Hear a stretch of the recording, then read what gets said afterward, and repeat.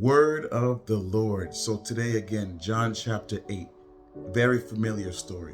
Woman is caught in the act of adultery, right? Literally in the act. The men drag her out of wherever she was, bring her to the feet of Christ, pick up their stones, remind him that the law says she should be stoned to death, and that if Christ is an upholder of the law, he should also stone her. But then Christ asks him a question. He says, which one of you is without sin? If so, cast the first stone. Obviously, they all knew that they have sinned.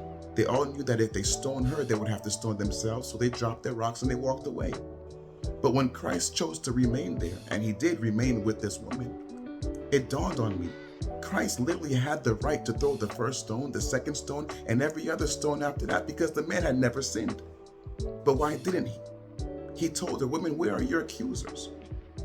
If they don't condemn you, neither do I. Go and sin no more. But the principle there is that Christ could have condemned her, but he didn't. And that's the Father's heart. That's the heart of a father. That's the love that I have for my daughter and the love that God has for us. We can never sin more than God can forgive us. We can never outpace God's grace. It's an infinite supply. Where sin abounds, grace abounds much more.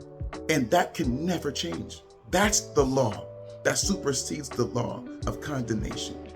The same way aerodynamics supersedes or is the exception to the law of gravity, where everything must come down, but somehow we're able to stay up, God's love will always stay up for you. He's always waiting there with open arms, just like the father of the prodigal son. If you believe that, type amen in the comments. Let's go. Let's talk about this. Share with a friend. Subscribe. Please support the channel. Until then, this has been a word from the Lord.